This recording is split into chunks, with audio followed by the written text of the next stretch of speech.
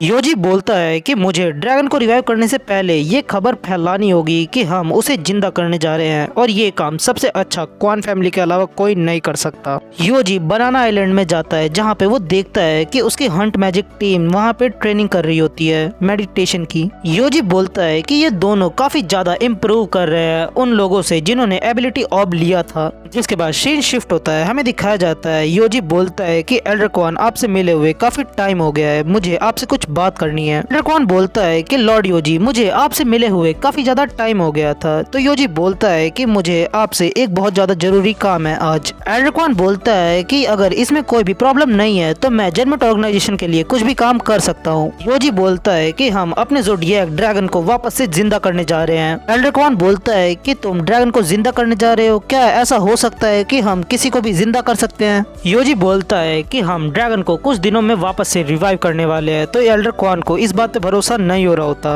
Elder Kuan बोलता है कि क्या वो किसी को भी रिवाइव कर सकते हैं? तो योजी बताता है कि नहीं, उनके पास सिर्फ इतना ही ट्रेजर है कि वो एक ही बार ड्रैगन को जिंदा कर सकते हैं और पूरी दुनिया में वो ट्रेजर सिर्फ एक ही है। तो एल्डर क्वान बोलता है कि जो लकी होते हैं वही दोबारा से जिंदा हो सकते हैं। एल्डर क्वान बोलता है कि लॉर्ड योजी आप चिंता मत करिए, मैं ये खबर जल्द से जल्द फैला दूंगा। जहाँ पे हमें दिखाया जाता है कि ड्रैगन को रिवाइव करने वाली ये एक हॉट न्यूज होती है और ये लोगों के बीच में काफी ज्यादा पॉपुलर हो रही होती है। सीन शिफ्ट होता है, हमें दिखाया जाता है बीस्ट वाटरमेलन मॉन्स्टर को जो कि लोगों के ऊपर अटैक कर रहा होता है और एक लड़की वहाँ पे भागते भागते गिर जाती है। वो लड़की जोर जोर से बोलती है कि जब 5 दिनों बाद जजमेंट ड्रैगन को रिवाइव करे तो उसके संग वो लोग उसे भी रिवाइव कर दे। वो वाटरमेलन मॉन्स्टर रुक जाता है क्योंकि उसके सामने लाइट सेंट आ जाता है। वो बोलता है कि अभी अभी तुमने जजमेंट ऑर्गेनाइजेशन के बारे में क्या कहा? वो मॉन्स्टर इस बात से भड़क जाता है और लाइट सेंट के ऊपर अटैक करने जा रहा होता है, पर वो अपने एक ही हाथ से उसे खत्म कर देता है और वो बोलता है कि तुम काफी ज्यादा शोर मचा रहे हो। जिसके बाद लाइट सेंट दोबारा उस लड़की से बोलता है कि आखिर हम कहाँ पे थे। प्रेस कॉन्फ्रेंस के एक दिन पहले यांग रिलैक्स कर रहा होता है और वो बोलता है कि आखिर क्यों 2 रैंक 4 के एबिलिटी यूजर यहाँ पे आ रहे हैं। योजी उन लोगों का स्वागत करता है। हम देखते हैं वहाँ पे विंड गॉड और बेबल आए होते हैं। विंड गॉड बोलता है कि लॉर्ड योजी मैं इस सेरेमनी को अपनी आंखों के सामने देखना चाहता हूँ। योजी बोलता है कि हम लोगों को काफी ज्यादा खुशी होगी कि एक इलाइट सीक्वेंस मेंबर यहाँ पे मौजूद रहेगा। तो यीफेन बोलता है कि जरूर यहाँ पे कुछ बड़ा होने वाला है क्योंकि सीक्वेंस के मेंबर और रैंक 4 के एबिलिटी यूजर्स आखिर यहाँ पे एक संग क्या कर रहे हैं। हम देखते हैं उस सेरेमनी के अंदर डीमन ड्रैगन और फिस्ट फाइटर भी आए होते हैं। फिस्ट फाइटर बोलती है कि जजमेंट काफी ज्यादा स्कैरी है क्योंकि वो किसी को जिंदा करने जा रहे हैं, पर ड्रैगन काफी ज्यादा क्यूट था, उसने अपने आप को सेक्रीफाइस कर दिया लुगैंग सिटी को बचाने के लिए। और आज मैं सिर्फ यही चाहती हूँ कि जजमेंट अपने इस काम में सक्सीड कर दे और वो लोग ड्रैगन को वापस से जिंदा कर सकें। योजी विंड गॉड को बोलता है पर आप लोग इतनी जल्दी यहाँ पे क्यों आ गए? विंड गॉड बोलता है कि मुझे तुम्हें कुछ बताना है, पिग को पता रहना चाहिए कि वो लाइट सेंट रैंक 4 का है। योजी बोलता है पर आखिर तुम ये मुझे क्यों बता रहे हो? तो विंड गॉड बोलता है कि वो एक रैंक 4 का है और वो यहाँ पे आ चुका है और ये उन लोगों के पास एक मौका है कि वो उसे यहाँ पे खत्म कर सकते हैं। बेबल बोलता है कि मैं तुम लोगों की मदद कर सकता हूँ और उसे खत्म कर सकता हूँ, पर मेरी एक कंडीशन है, तुम से स्टोन मुझे दे दो ताकि मैं किसी को रिवाइव कर सकूं।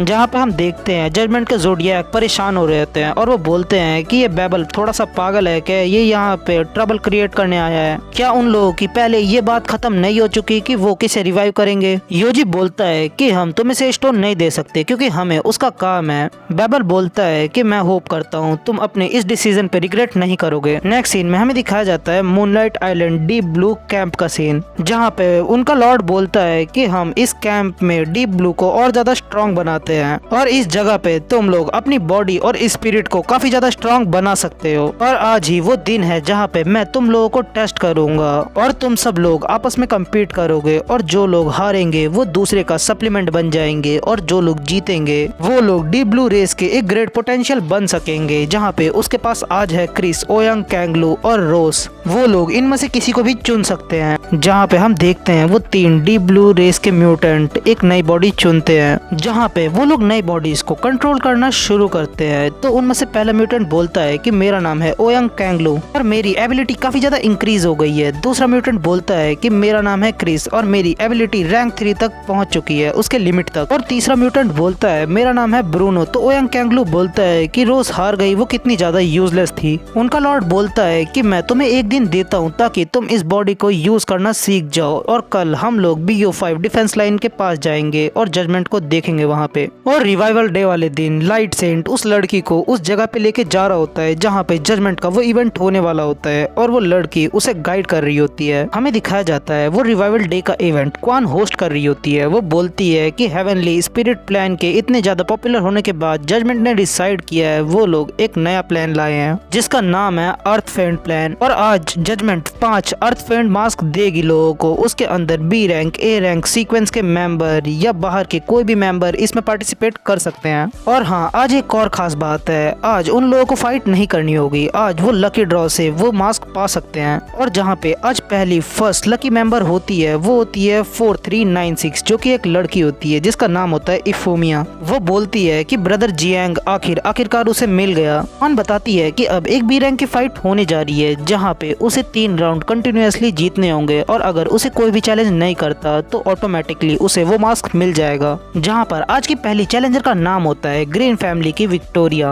यहाँ पे लोग बातें करते हैं कि ये ग्रीन फैमिली की मिस है और हाँ, उस दिन इसे ही वो एबिलिटी मेडिसिन मिली थी। ओयांग कैंगलू बोलता है क्रिस क्या तुम्हारी बहन जीत सकती है। ब्रूनो बोलता है कि ये बॉडी क्रिस की ओरिजिनल बहन की है। यहाँ पे हम देखते हैं विक्टोरिया एक एबिलिटी यूजर से लड़ रही होती है। वो बोलती है कि तुम्हें आज रोना नहीं है विक्टोरिया, तुम्हारा बड़ा भाई तुम्हें बचाने के लिए नहीं आएगा। और हम देखते हैं कि क्रिस ये सब बातें नीचे से सुन रहा होता है। हम देखते हैं इफोमिया को जो कि एक ए रैंक की मास फाइट को काफी ज्यादा आराम से जीत लेती है। यांग बोलता है कि तुमने काफी ज्यादा अच्छा काम किया। वो लड़की बोलती है कि थैंक्स। यांग उसे थैंक्स बोलता है जजमेंट के अंदर आने के लिए। वो लड़की बोलती है कि मैं काफी ज्यादा मेहनत करूंगी। जहाँ पे उस लड़की का डैड बोलता है कि मैं उसकी मदद उसके बिना बताए ही कर सकता हूँ। ओयांग कैंगलू बोलता है कि तुमने सही कहा क्योंकि फ्यूचर इन सारे नए लोगों को ही बिलोंग करता है और जिसने इस लड़की को नहीं पहचाना वो जाके चैप्टर 66 देख सकता है। तभी ओयांग कैंगलू को कुछ महसूस होता है। वो बोलता है कि वो बास्टर्ड सच में यहाँ पे आ गया। बेबल बोलता है कि अगर तुम लोगों ने मुझे से स्टोन दे दिया तो मैं तुम लोगों की मदद करूंगा। योजी बोलता है कि इसकी कोई भी जरूरत नहीं है, ये सिर्फ एक रैंक 4 है और हम इसे आराम से हैंडल कर सकते हैं। हम देखते हैं वहाँ पे लाइट सेंट पहुँच गया होता है। वो बोलता है कि पिग चलो अब तुम मुझसे फाइट करो। पिग बोलता है कि उसने मुझे फाइट करने के लिए बुलाया है इसलिए मैं वहाँ पे जा रहा हूँ। विंड गॉड बोलता है कि चलो पिग देखते हैं वहाँ पे सबसे पहले कौन पहुँचता है। जहाँ पे हम देखते हैं कि वो दोनों एक ही टाइम पे पहुँचते हैं। विंड गॉड अपनी स्पीड की मदद से और पिग अपने इथरल स्वेल्ड की मदद से। पिग बोलता है कि सेस्टोन की फाइट हमने उस आइलैंड पे खत्म कर ली थी और तुम 4C टेरिटरी के अंदर आए हो, क्या तुम्हें मरने से डर नहीं लगता। लाइट सेंट बोलता है कि मैं अपनी डॉटर को रिवाइव करने के लिए कुछ भी कर सकता हूँ। विंड गॉड बोलता है कि अगर तुम मुझसे लड़ना चाहते हो तो तुम आ सकते हो, आज मैं तुम्हें यहीं पे खत्म कर दूंगा। जहाँ पे हम देखते हैं कि उन दोनों की पावर से इतना ज्यादा मैस क्रिएट हो गया होता है। वहाँ पे सब लोगों का सर दर्द होना शुरू हो जाता है। जहाँ पे बेबल अपनी पावर यूज करता है और अपनी इमॉर्टल स्वॉर्ड को समन करता है। वो उसे ऑर्डर देता है कि वो उन सारे लोगों को प्रोटेक्ट करे, जिसके बाद वो स्वॉर्ड उन सारे लोगों को प्रोटेक्ट करने के लिए एक शील्ड वहाँ पे फॉर्म कर लेती है। लाइट सेंट बोलता है शायद जो ऊपर वो आदमी है वो भी एक एक्सपर्ट है और मुझे समझ नहीं आता ये रैंक 4 का होने के बाद भी इन सारे चींटियों को क्यों बचा रहे हैं। विंड गॉड बोलता है कि अगर ये हमारे संग लड़ता तो इसे हराना काफी ज्यादा इजी हो जाता। पिग बोलता है कि अगर दूसरे एंगल से देखा जाए तो कम से कम विंड गॉड हम आराम से फाइट तो कर सकते हैं इससे।